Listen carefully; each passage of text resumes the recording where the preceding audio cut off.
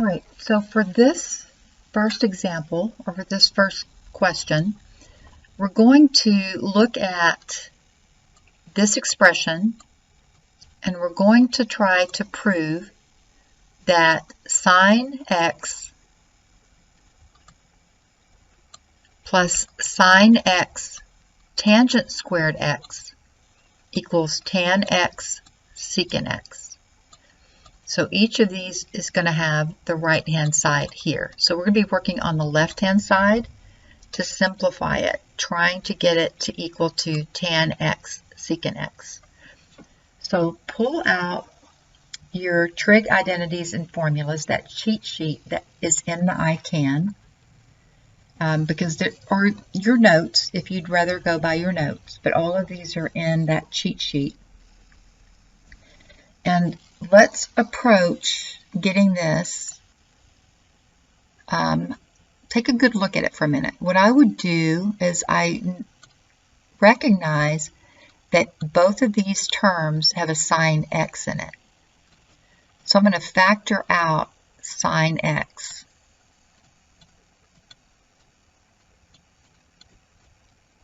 So when we factor sine x by sine x, this first term is 1. When we factor a sine x into the second term, sine x plus tangent squared x, then we're left with tan squared x. So this is sine x factored out times 1 plus tan squared x.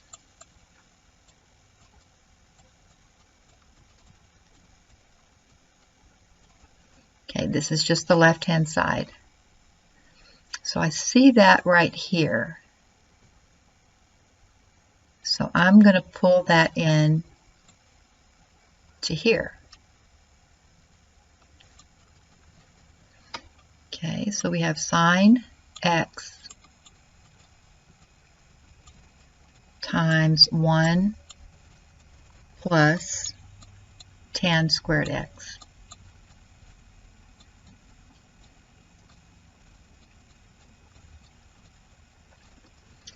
All right, now I'm going to keep working and see if I can simplify that further. All right, so look at your trig identities and recognize that 1 plus tan squared x, this part right here, we can find that in our trig identities. So what is 1 plus tan squared x? That's equal to secant squared x if you look at your Pythagorean identities. So this is going to be sine x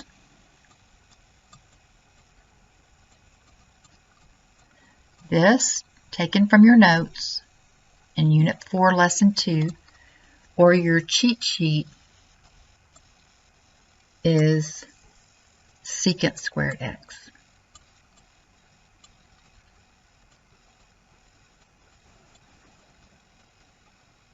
Okay, so let me see where I can find that. That's right here.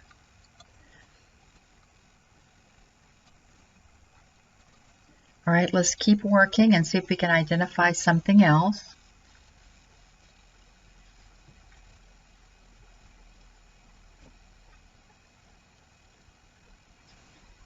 The inverse function of secant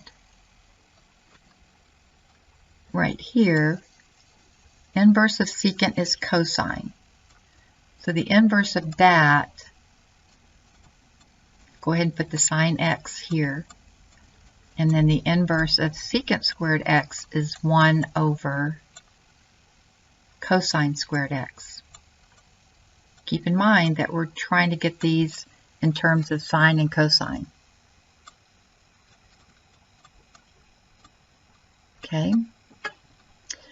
And let's see if I can find it over on the left. That's right here.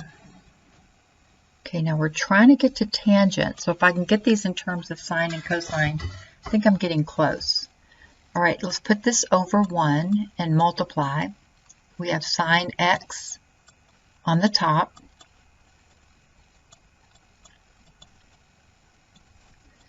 And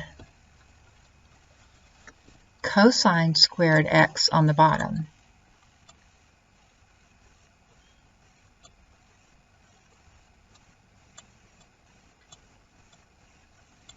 If I could write a little neater.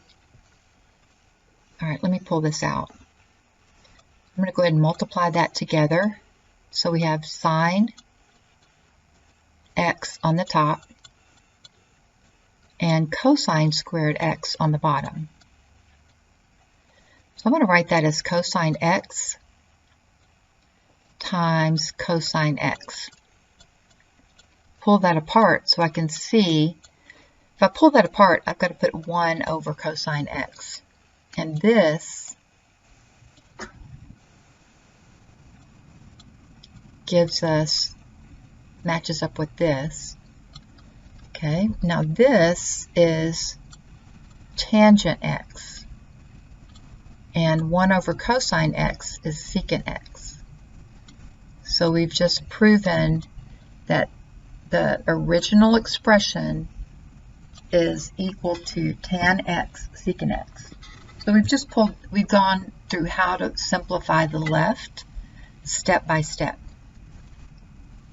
All right, we're going to move on to the next.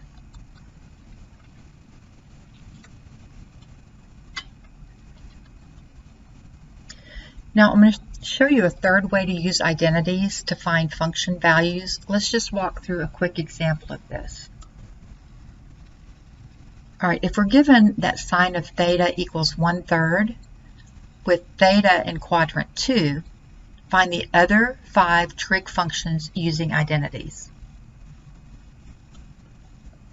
So we get cosecant by taking the reciprocal of sine. And the cosecant of theta equals 3. So remember, sine theta equals 1/3, so cosecant of theta is equal to 3, the reciprocal of that. Now we're going to use the fundamental trig identity. Sine squared theta plus cosine squared theta equals 1. Sub in the value of sine so that you know,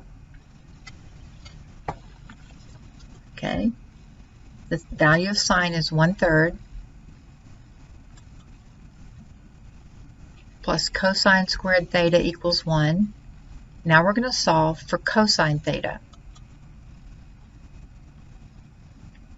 So cosine squared theta, we skipped a step, equals 1 minus 1/3 squared. Well, 1/3 squared is 1/9, and 1 is 9/9. 9/9 minus 1/9 is 8/9. Cosine squared theta is 8/9. Okay, square root both sides. And cosine theta, when you simplify that, equals negative 2 square roots of 2 over 3. Now you need to remember that when you get the cosine in the second quadrant, that cosine is going to be negative. Now we're going to look at sine of theta equals 1/3. Cosecant theta equals 3. Cosine theta, we found that earlier, is negative 2 square roots of 2 over 3. You can easily find secant by taking the reciprocal of cosine. So now that you've found your cosine, just flip it upside down, and it's still going to be negative. Now we need to simplify the denominator by getting rid of that radical. So we're going to multiply by the square root of 2 over 2. And we get negative 3 square roots of 2 over 4. Secant is also going to be negative in the second quadrant. Now you can get tangent using the fundamental identities. The tangent of theta equals sine of theta over cosine theta, so just put the sine of theta over cosine theta and simplify. 1/3 over negative 2 square roots of 2 over 3. Simplify by inverting and multiplying. 1/3 times negative 3 over 2 square roots of 2. Simplify, rationalize the denominator, and you get this negative square root of 2 over 4. And finally, if you're looking for the cotangent, you take the reciprocal of that answer. And simplify, you get the negative 2 square roots of 2.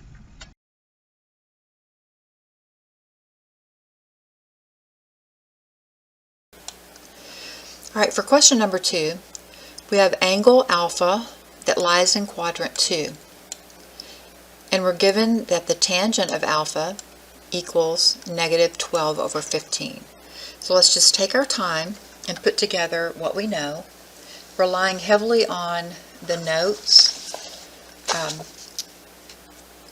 from the cheat sheet that is in the ICANN and the trig identities. It's really important that you go through the material in this course. You just don't skip over any of it. Try to look for answers. It'll trip you up. It's okay to look for answers to get examples, but it will really trip you up if you don't practice. So just please take your time this week. I've taken a lot off of your plate so that you can just revisit this a little bit every day this week and get that first quiz attempt done by midnight on Wednesday. Let's overcome our fears. All right, so let's write down what we have. Now let's start trying to work through it. All right, I have angle alpha. It lies in quadrant 1. That's not right. I'm trying to look at my notes and look at that.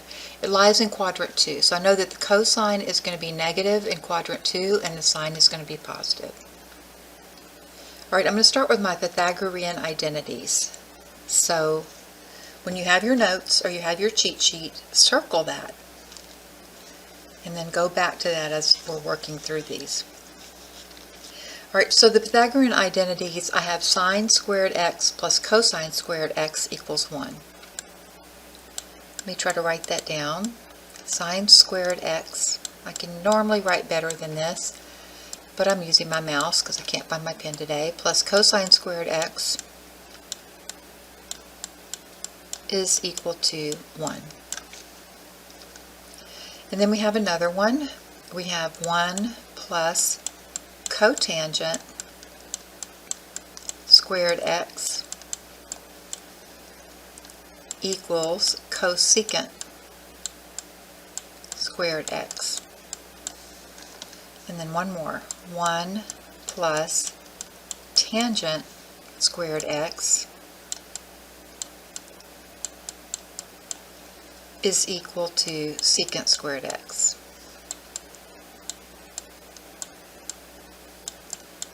It's kind of running together, so let me put a box around that one. It can get messy real fast. All right, let me work with this one. We're going to need this one.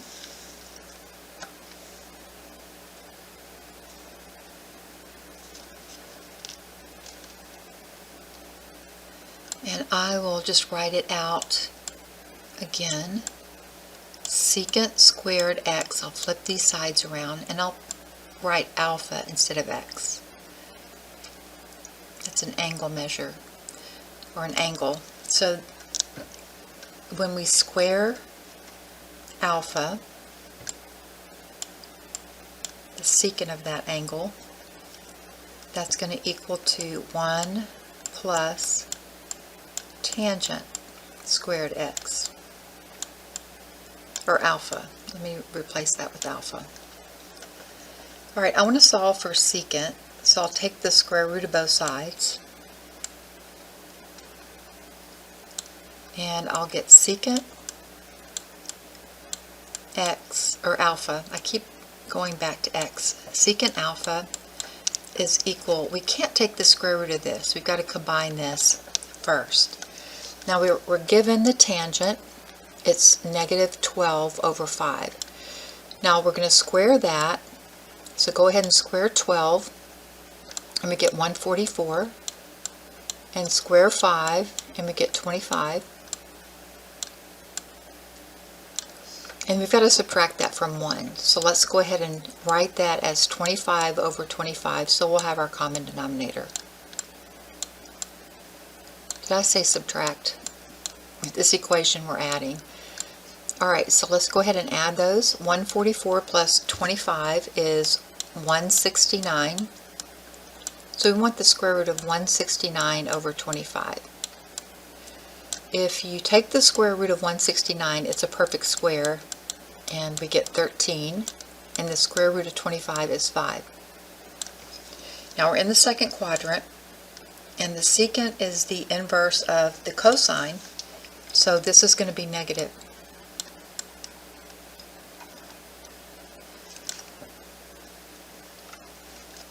Alright, so if the secant is negative 13 over 5, then the cosine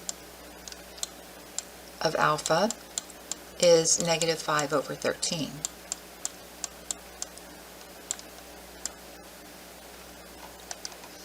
Now that we have the cosine, we can find the sine. We just need to find another identity. Okay, so I'm going to use sine squared x plus cosine squared x equals 1. Okay, if we're solving for the sine, I'm going to go ahead and subtract the cosine squared x from both sides. So I'll get sine squared x.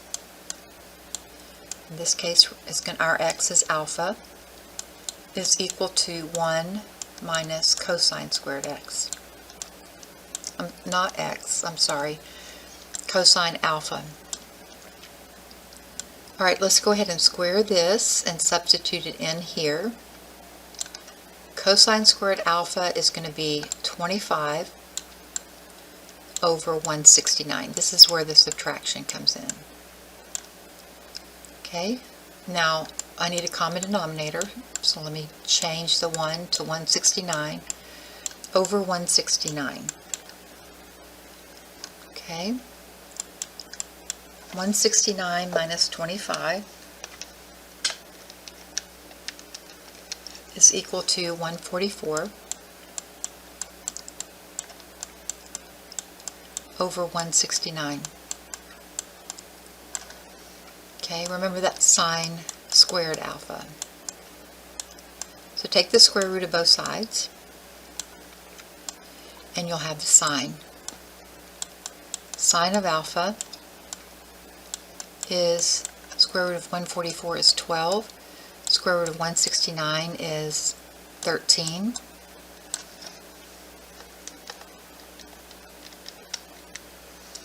And let's see, this is in the second quadrant, and in the second quadrant the sign is positive.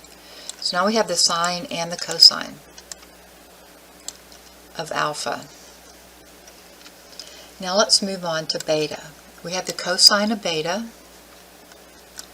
So cosine of beta is 3/5. Let's do the same thing. Let's find the sine of beta. Alright, so we're going to use the same identity. And so this is going to be sine squared beta is equal to 1 minus the cosine squared. So let's just go ahead and square that and substitute it in.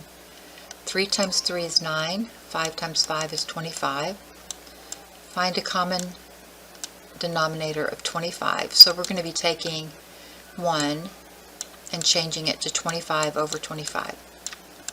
So 25 minus 9 is, let me go ahead and use my calculator just to make sure I don't make a mistake here. So we have sine squared beta is equal to 16 over 25. So take the square root, and this is going to be easy for us just to look at, because when we take the square root of sine squared beta, we get sine of beta is equal to the square root of 16 is 4 and the square root of 25 is 5. Okay, so now we have the sine and we have the cosine.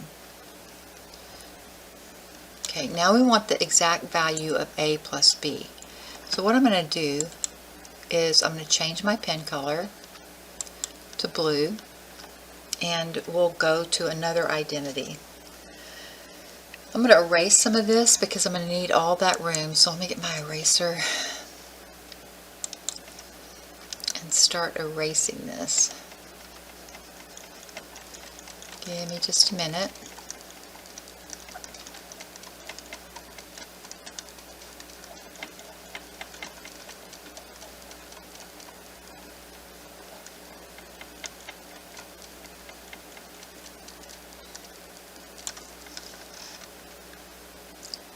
Alright, let me get my pen back out again. And I've got my blue. Alright, so we want to find the exact value of sine of alpha plus beta. So let me look up that formula.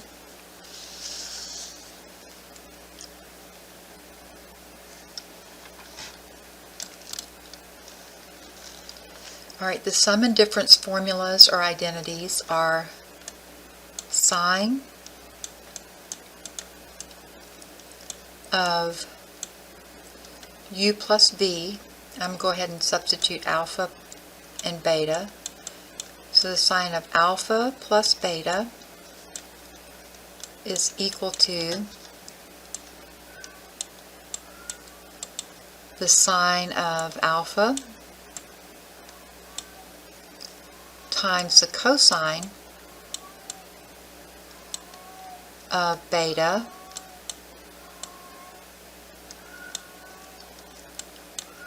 plus the cosine of alpha times the sine of beta.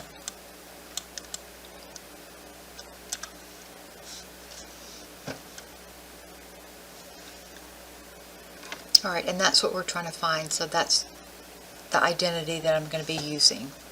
So let's plug in those values. So the sine of alpha, and did I erase those? I think I did.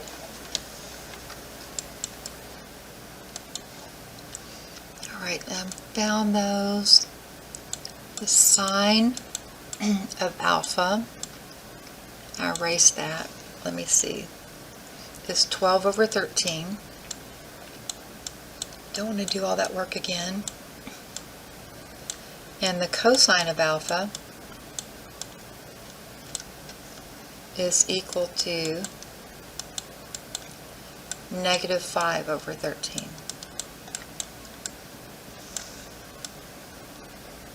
Okay. Alright, so let's not forget we need these values that we worked so hard to find. Alright, we're going to plug those in. Okay, sine of alpha is 12 over 13. Or the sine of alpha plus beta. We don't have those. Those are the angle measures. But we do have the sine of alpha is 12 over 13, so I can put that here. And the cosine of beta is negative 5 over 13. So put that here. We're going to multiply those together.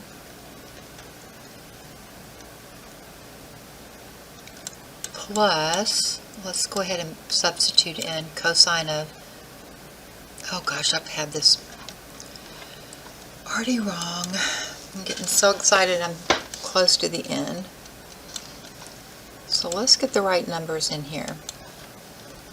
Alright, sine of alpha, we've got that in, 12 over 13. Cosine of beta, so this is going to be 3/5. Plus cosine of alpha, that's the negative 5 over 13, times the sine of beta, that's 4/5. Okay, now let's work on simplifying that. I'm going to go ahead and change my ink color. I thought I had it changed here. Alright, 12 times 3 is 36. And 13 times 5 is 65.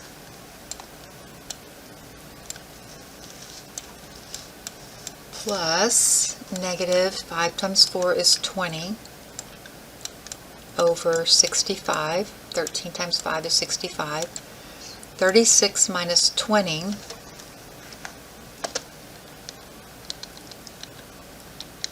is 16 over 65. So here is our answer, finally. That's what the sine of alpha plus beta is equal to. Slowly and carefully. Now you should feel accomplished, and this will get better the more we practice. It's going to take some practice, so make sure that you go through the lessons, take your notes, or I would say in addition to, print out these identities here. I'm working heavily on the trig cheat sheet, the trig identities and formulas. Okay, now we're going to look at angle alpha. It's in the third quadrant. Let me get my pen. If I don't get my pen ahead of time, then it starts flipping around on me. Let me change the color. Let's do purple this time. Alright, so it's in the third quadrant, and I know in the third quadrant the cosine is negative,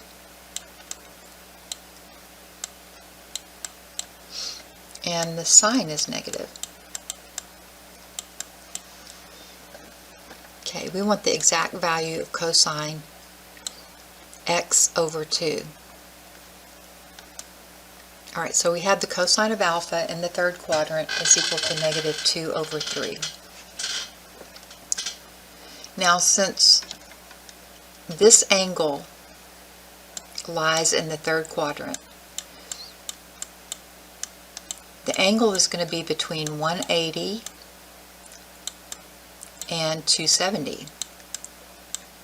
So if you take half of that angle measure, you'll get somewhere between 90 and what's half of 270? 270 divided by 2 is 135. So the cosine of x over 2 is going to be in quadrant 2, where the cosine is negative and the sine is positive. Alright, so what else do we know? Alright, so we're going to set it up as cosine of x over 2 is equal to, we know it's going to be negative, the negative square root of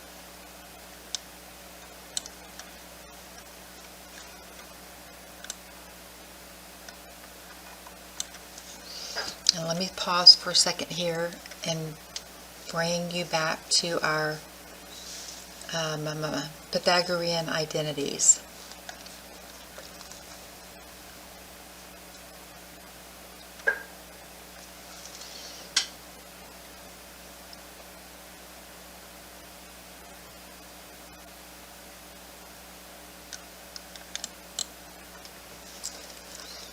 Alright, now in your notes, as you're working through this course, in your notes, we didn't get this in class, but you do get it when you practice. We have the Pythagorean identities in radical form.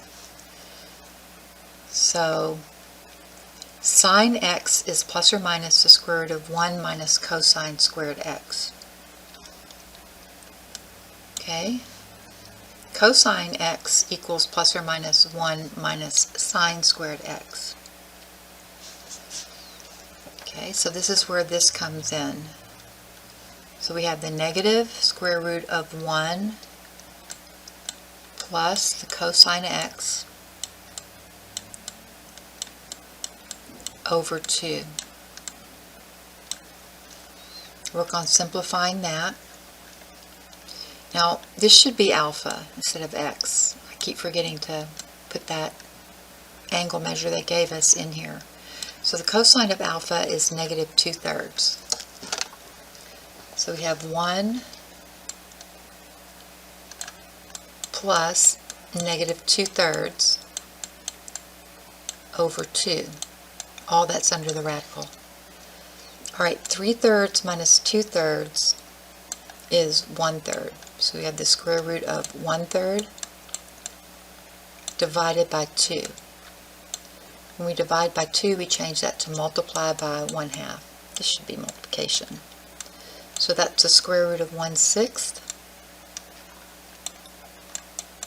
Square root of 1 is 1. We still have the square root of 6 on the bottom.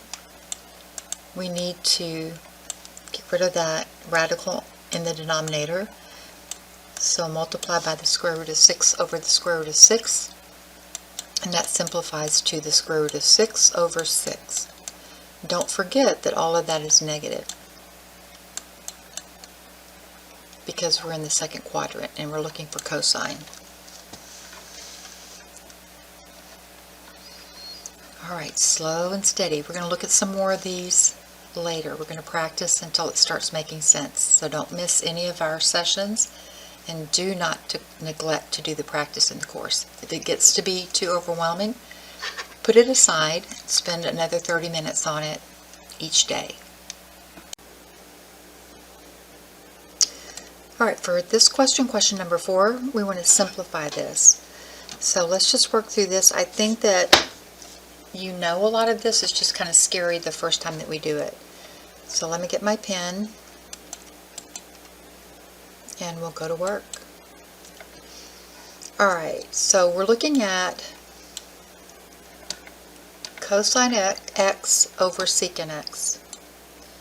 So remember the first tip that I gave you in class was, let's put things in terms of sine and cosine. So we have cosine on the top, so I'm going to leave that cosine x in the numerator. I'm going to put that over 1, and I'm going to take this and analyze what secant x is. Secant is the inverse of cosine. So secant x is 1 over cosine x. So we'll take that denominator and we'll flip it upside down. That'll be cosine x over 1. So this is gone. We can take that 1 off and just multiply these together. And so here, before we have that subtraction symbol, we've got cosine squared x. Alright, so we've simplified that part. Let's move on to this part after the subtraction. We're going to keep our cosine, put everything in terms of sine or cosine. So secant is the inverse of cosine. That's going to be 1 over cosine x times cosine x. We'll put cosine x over 1. And we'll see that that reduces to simply 1. So this is cosine squared x minus 1.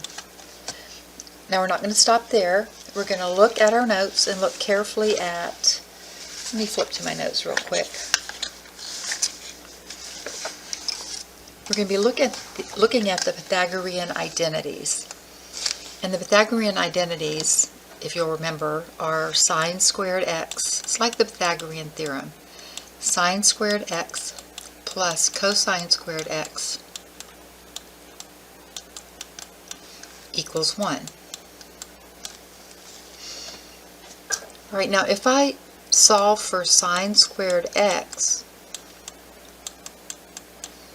I'm going to subtract cosine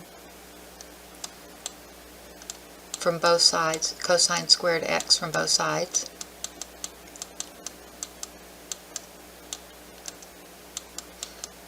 Okay, so that's going to be 0. So we have 1 minus cosine squared x. That almost looks like this. So if I multiply through everything by a negative 1, or write the inverse of this, however you want to look at that. I'm just going to multiply everything through by negative 1. I get negative sine squared x equals negative 1 times 1 is a negative 1. I'm going to flip these around. And then negative 1 times a negative cosine squared x is a positive cosine squared x. Okay, so now these two things match. Okay, so what I have here is negative sine squared x. That's our answer.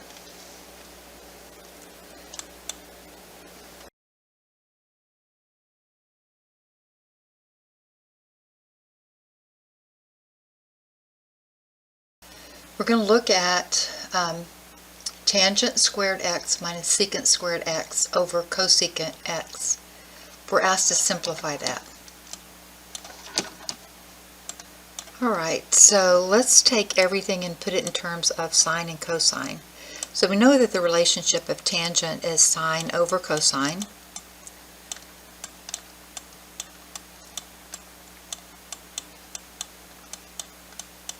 We have tangent squared x, so this is sine squared x over cosine squared x.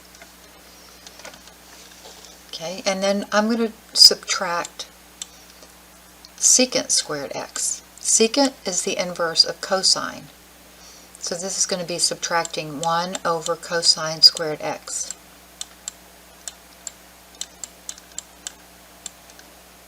Okay, I'm just looking at the numerator. Kind of have those split apart. So let's put those together. We have the same denominator, so we're going to take sine squared x minus 1 in the numerator, sine squared x minus 1 over cosine squared x.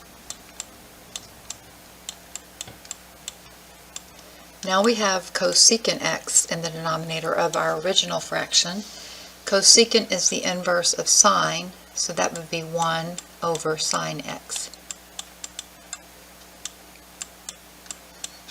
Okay, we're going to take this fraction in the denominator, invert it, and multiply. So we'll change that to sine x over 1, and we'll multiply that to sine squared x minus 1. Now let's look at that and see if there's anything else we can do before we start that multiplication. Now if I look at sine squared x minus 1 and I go back to my Pythagorean identities, I'm looking at sine squared x plus cosine squared x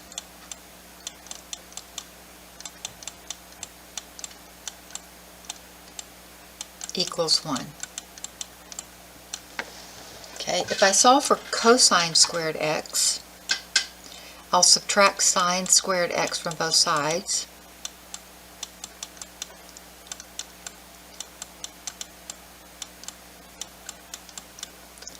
And I get cosine squared x equals 1 minus sine squared x. Alright, that's not quite it. Okay, if I could flip that around, then it would match up. And I could substitute in, for this, I could substitute in this. Now I can flip that around if I multiply everything through by a negative 1, or I invert this, and it becomes negative cosine squared x is equal to, this becomes a positive and this becomes a negative, sine squared x minus 1, which is what we have here. So I'm going to substitute that with this. Negative cosine squared x over cosine squared x. Got this in the bottom. That simplifies to negative 1 for the numerator. Now, let's look at the denominator. We have cosecant x, which is 1 over sine x. flip that upside down and bring it to the numerator. And what we have and multiply. And what we have in the numerator is negative 1. So we're simply going to have negative 1 times sine of x, which is negative sine x. So that's the answer there. The rest of what we did in class today was a review, but it was pulling you in a little bit further to what we already know. Okay, let's take a look at this. And let me move forward to the next slide. Okay, the unit circle, get familiar with that, please, if you haven't already. Go through and practice. Okay, moving in the positive direction. If we're looking for the cosine of pi over 3, we're looking for that angle measure in radians, so we move counterclockwise. And if we're looking for the cosine, we look for the x value, and at pi over 3, it's 1/2. If we're looking for the negative, the cosine of negative pi over 3, we move in the opposite direction. Negative means to go clockwise. Same thing, just some review that we had in class today. Now recall, if we put a negative in the function and get the original back, it's an even function. And there's only one of those. That's the cosine, or the inverse of that, the secant. The rest, and we proved this algebraically.